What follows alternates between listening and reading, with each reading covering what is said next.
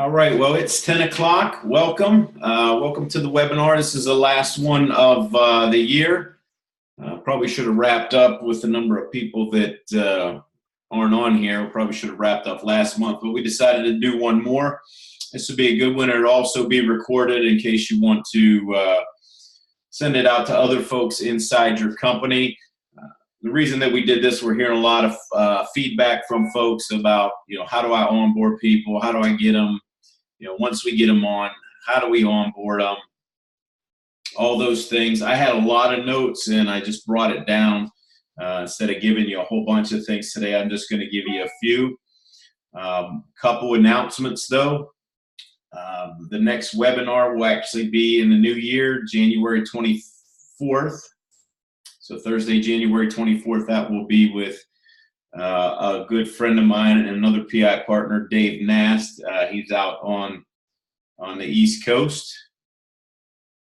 And that will be going over recruiting. He'll be giving us some tips. He was a recruiter in a past life. January 8th will be our breakfast briefing here in Pittsburgh.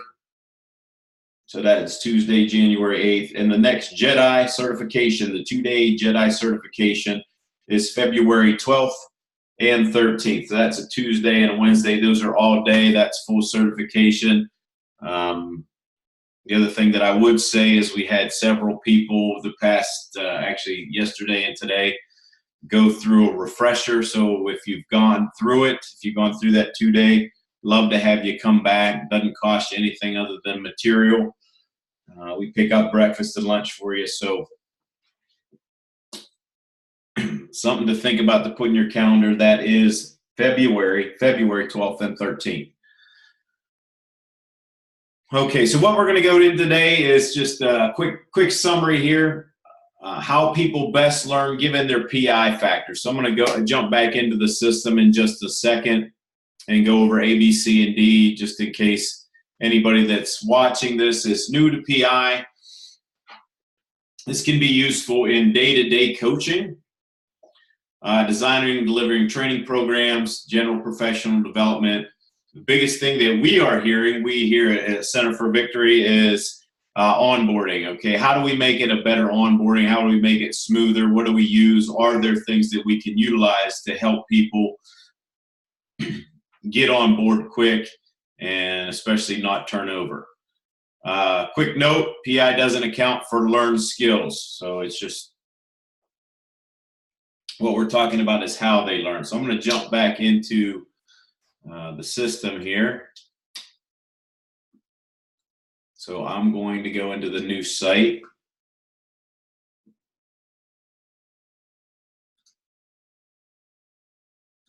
We will pull up, should be Fiona Fig.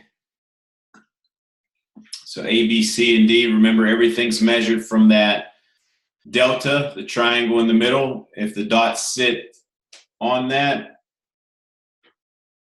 delta or to the right, it's considered a high drive. Sits to the left, it's considered a low drive.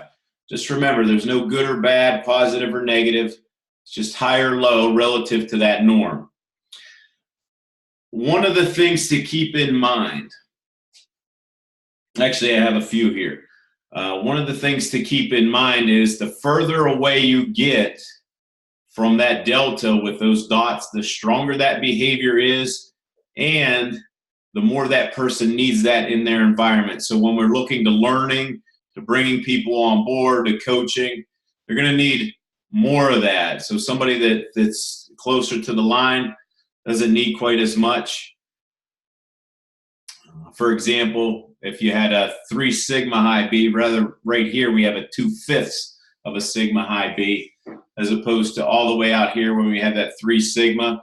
That 3 sigma is going to need a lot more face time, a lot more time to talk through things. Just keep in mind A drive.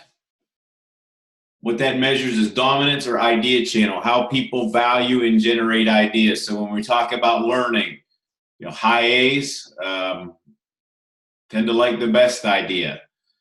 Low A's high A's tend to like their ideas best. Low A's tend to like the best idea. IBs, remember that's communication channel. I'm going to give you all this. We're going to jump back into the PowerPoint in just a second. I just wanted to go over A, B, C's, and D's.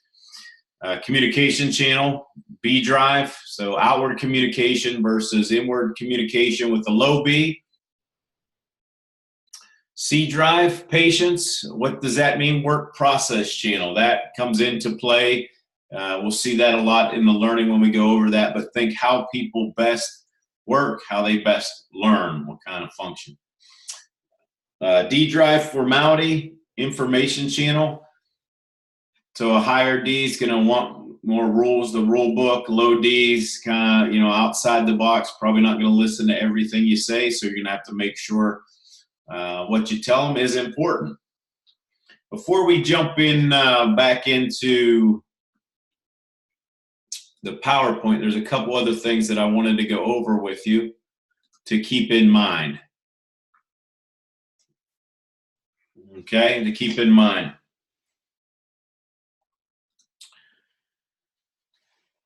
So you might want to write these down, just some things to think about. When we're helping people learn, coaching, developing them, keep in mind, one, who their manager or managers are, who their teachers are. So if they're onboarding, who might be onboarding, who's doing the coaching or the teaching. I know I have a couple companies that have been around for a while with us, that they have internal PI coaches. These are the Jedis that have went through the training and do a lot of coaching internally with new people they're bringing on. So they act as coach and mentor.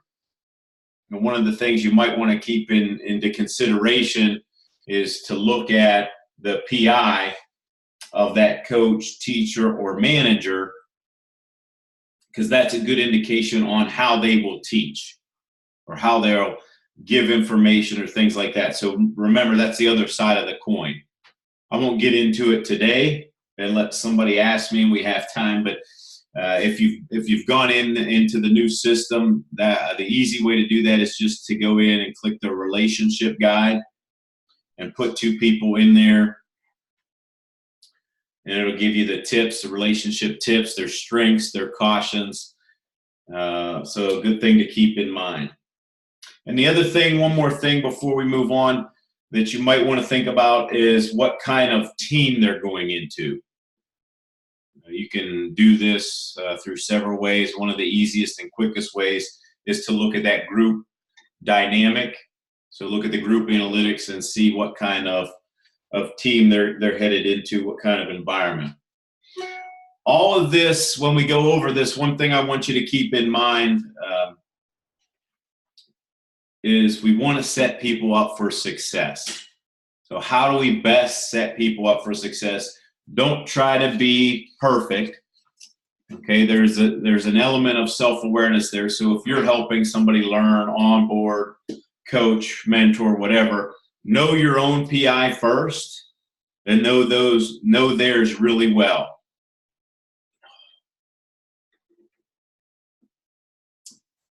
So let's talk about the A drive. And just as a side note, if you want these slides, we can actually have them in a PDF. I know I hand them out to quite a bit of you, but if you do want them, just email me at some point and we will get them to you by the end of today if you would like them. It's a good reminder. So as we're looking at the A drive, it's just the A drive. Low A's, how do they best learn? Low A's best learn when they have a supportive and encouraging environment. So this could be a teacher in front of the class that's onboarding them that's more encouraging. It's also nice to think about who might be in the front of the class when they are doing the encouraging. A lot of times that higher B, lower A will also be good teaching this kind of person. Give them an environment that they can speak and share ideas that's safe. Just keep in mind, the lower that A is, the more they do not like conflict. So try to have that as an environment as free from conflict as possible. As they learn, make it more collaborative in nature. especially if it's accompanied with a high B. I know I'm jumping myself here, but especially if it's at low A, higher B.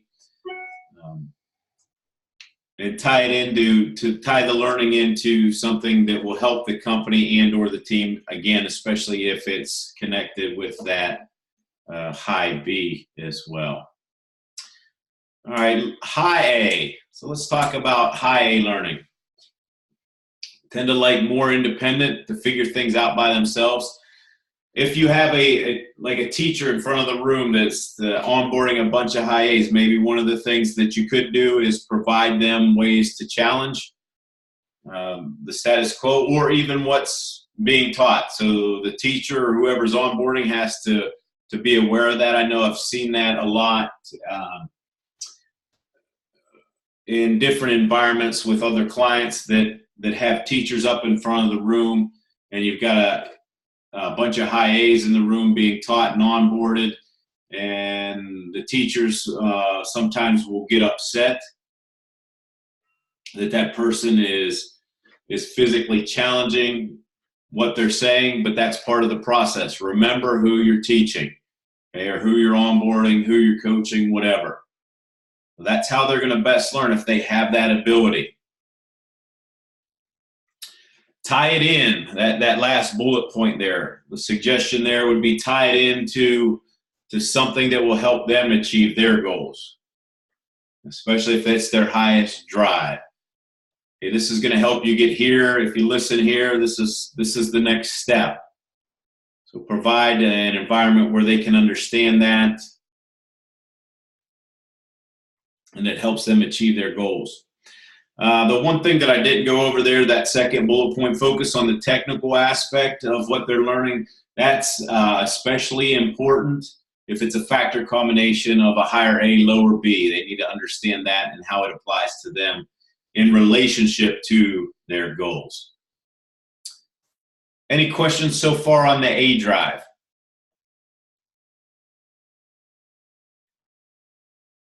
No questions? Okay, we'll go to the B drive.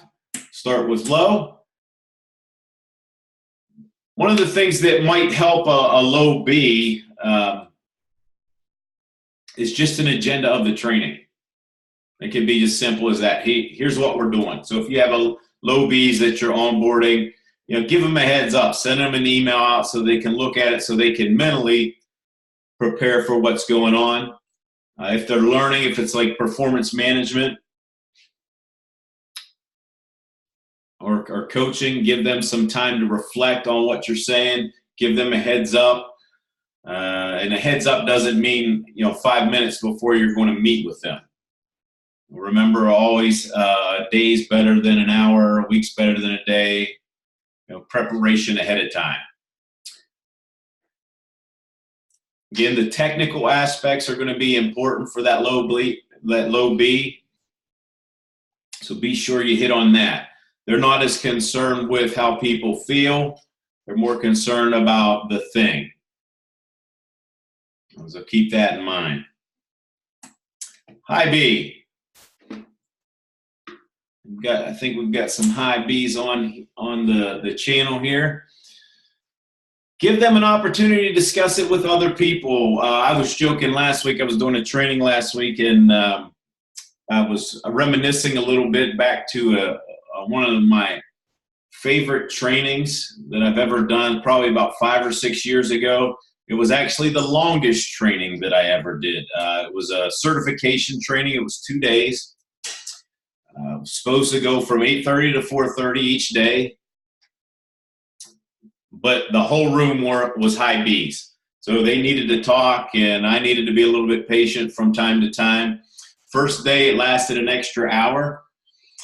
Second day, it lasted till 6 o'clock, and then we went all out to eat so we could all talk about it. I'm glad there weren't any low Bs. That would have just really drained them in that room. But that was a fun training, but we had to learn to cut the chatter every once in a while. But there was a lot of talking there. The whole room, there was actually 13 people in there. I remember it, all high Bs. Lots of energy going on, lots of talking back and forth. Sometimes we got off track, had to bring things back on track. So that does happen. Give them time to get feedback from other people. Remember, we're just talking about high Bs. Able to see how information affects people. This is where you might tie in a story about, especially if you're onboarding somebody, this is where you might tell a story about, here's how our company impacted such and such, especially if it's customers related. Here's what we do, here's what we did, and this is the bottom line. This is how it impacted the people that consume our product. Give them, testimonials and things like that. Lots of opportunity to ask questions. And remember that the high Bs, if you're training them in a classroom, one of the things that you don't want is you don't want to call them out and make them feel or look stupid. That kind of is a de-energizer there. Give them time to talk. Remember, give that low B time to think and reflect, and then follow up. Any questions so far on the B drive before we move to C?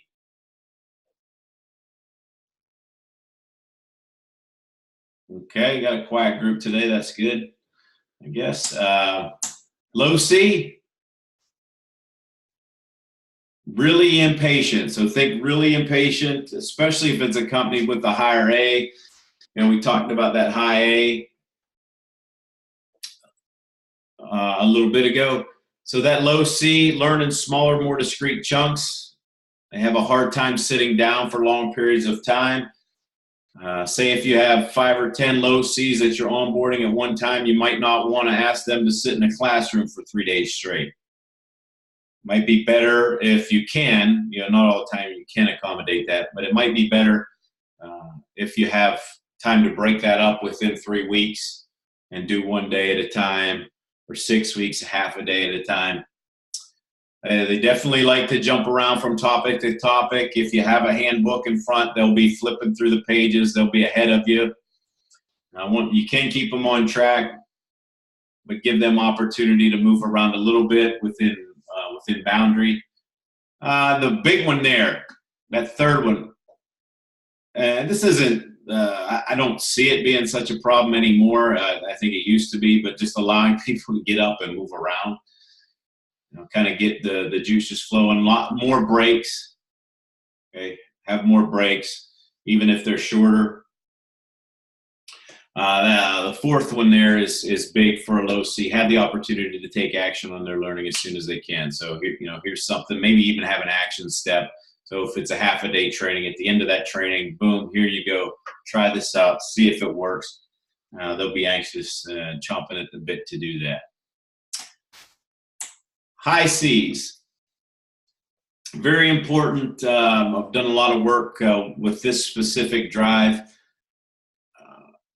For high Cs, they need time to build familiar knowledge and experience in a specific topic. One of the things, an example of this would be, had a manufacturer that brought people in. They were all high Cs, but what they wanted them to do was get really good at all the machines. And so day one, they would stick them on one machine, day two, a different machine, and they were seeing a lot of turnover. Well, to cut down on the turnover, what they did is they followed this. They let people work on that machine for longer periods of time, get really good at it, and then if they wanted, go and get expertise in a different machine. Made a big difference in their, actually a huge difference in their turnover. High Cs do better when they can focus on their learning with less interruptions. They'll stay focused. They have the ability to stay focused, especially if there are no low Cs in the room. Again, you can't always do that, but I do have some companies that bring 5 or 6 people in every month and onboard them. I've got one that typically has a class of 20 to 23 that they bring in every month. Just that same kind of pattern with that high C. It says stay focused longer. They don't need as many breaks. Stay on task if you're the teacher. If you're coaching a high C, one of the things that you might want to keep in mind is, guide them through the process, help them learn the process. This is how we do it. Keeping in mind, that high C will outperform a low C any day of the week on repetitive tasks once they get really good at it. They learn through repetition. It's even better if it's physical. And whatever you're doing, whether you're onboarding them, whether it's a new idea, make sure they aren't rushed. They can go at their own pace. Sometimes you do need to provide a deadline, but usually, especially if it's an onboarding situation, one thing at a time, let them get one thing really good, then move to the next. That's the way they become experts. That's the way they stay. Remember, it's about affiliation more with the high C. So if you do this right, typically those high Cs, especially onboarding and coaching and things, those high Cs will typically have a tendency to stay with you a little bit longer, which is always nice. Questions on the C drive? Okay, D. Low Ds. How they best learn. General, big picture. Like to approach learning in their own way, not through a structured, rigid process. Not a lot of haves and you need tos. Freedom to make mistakes.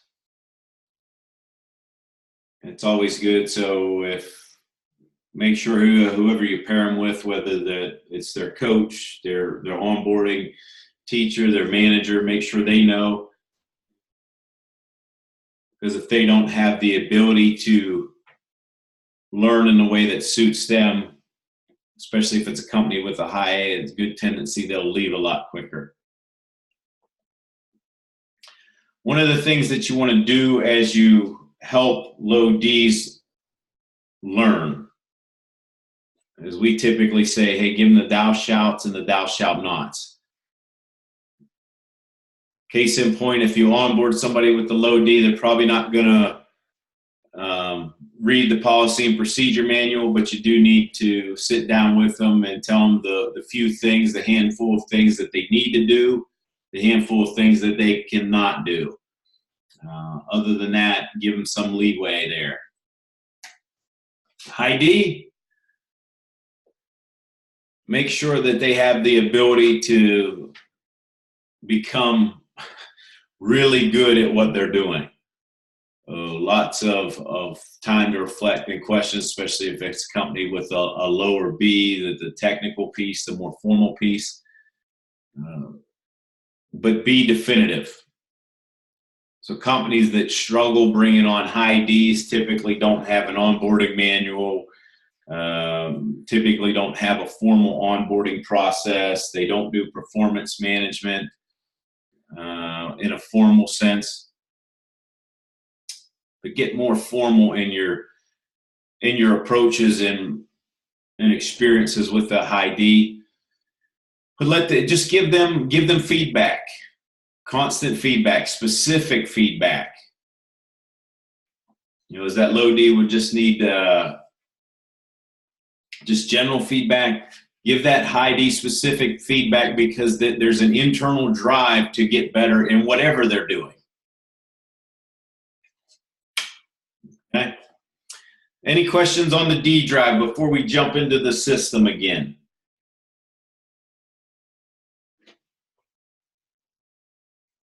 All right. Well, let me pull up the system again. So we still have Fiona Fig. Remember, we want to set people up for success. And that's one of the main reasons that we did this webinar. So we want to set them up for success. How do we do that? If you haven't noticed in your system yet, you probably have, but I just want to go over it. Under hire. So once you bring that person on, you're going to onboard them, right? Day one, set them up for success. One of the things that I would do is you go to this onboard new employees here under hire, and let's just type in Fiona's name. Whoop. So she comes up. I have the ability to click that placard, the development chart, and the behavior report all in one. And what it'll do is it'll generate all three of those reports. These are the three initial documents we recommend that you use day one with a person. So if you haven't gotten through them yet, what that is just going to print out their behavioral report.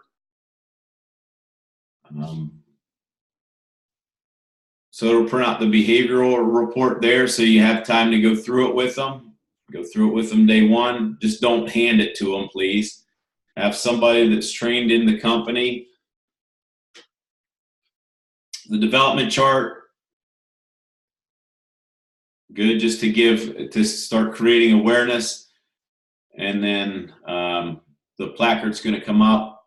You know, I do have some clients that put these on cubicles or outside office spaces, just as a reminder, a visual of how that person is wired. Those are the three main ones I would suggest using, along with that relationship guide that we talked about earlier, which is under Inspire and People. Okay, and then you can go to the coaching guide, which this is what I would do day one as well. So you have the placard, their behavioral report, the development chart. The other thing I would throw in there is probably their direct manager's report. But if we just type in Fiona here,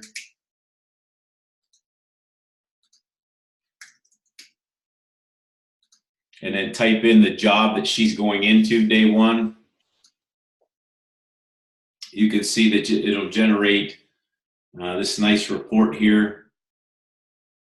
You can download it there. But that way, day one, here's you, A, B, C, D, and here are the expectations of the role. Now, we don't always get a clean fit like this. Okay, hopefully it's close, but that's not always the case. But now you have objective data that you're using in your onboarding and in your performance management. So if you have to come back and review this, review the expectations of the role, this works well with anybody, but I've seen a lot of high Ds when employers use this day one. Think about a high D and giving them expectations right up front. For the low D, it's kind of the guide rails. Here's the guide rails. Here's where you can go and cannot go. This is what we expect. Right, but these are the expectations of the role. So you're becoming clear day one. So let's just go over that again in onboarding. So how people best learn when we're just talking about onboarding. Placard, development chart, their behavioral report, and I would print this out. That would be minimum. That would be minimum what I'd print out. And I would either staple those all together or put them in a nice, binding and hand to that person day one. If you want another suggestion for that, hopefully this isn't too much for you guys. But if you do want another suggestion there, you can do the relationship guide, and that's under Inspire. So we just type in Fiona, and let's say her direct report is, I think there's a grapefruit in here, is Gary Grapefruit, and then you hit generate.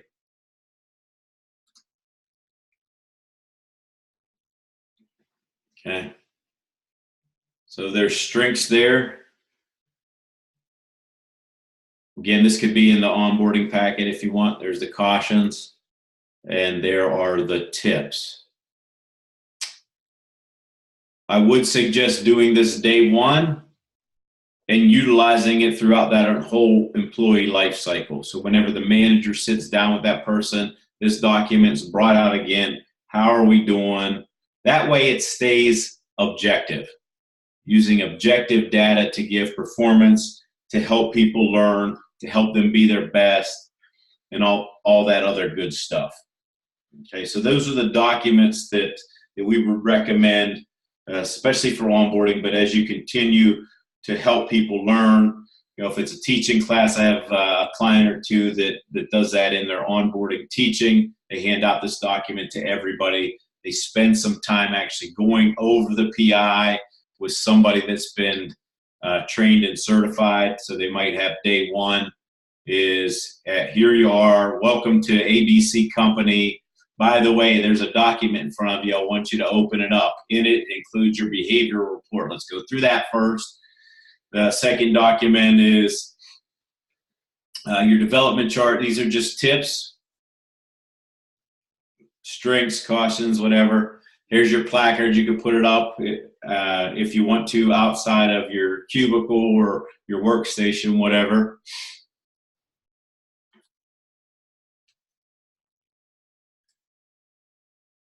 Coaching guide. Here's the role. Here's you. Here's the overlay. And then finally, if you want to, here's your manager. Here's some suggestions here with the relationship guide.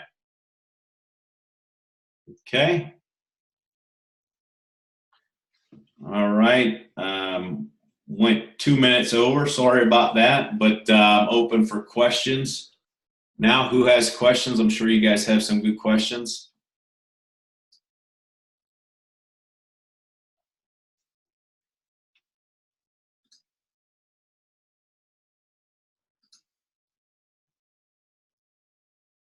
We don't have any questions? No? Going once? Going twice? All right. Well, if there are no questions, hopefully that was beneficial to you. Again, if you want to give us your comments, thoughts, whatever, please give us an email. That PDF, there's a copy of the PDF that we can send out. If you like that slide deck and want to refer back to it, we can send that to you if it's helpful. And if you want this link to share it with other people, we'll have that ready to go. We can fire that to you so you can listen to it again if you want to. But okay, we got one.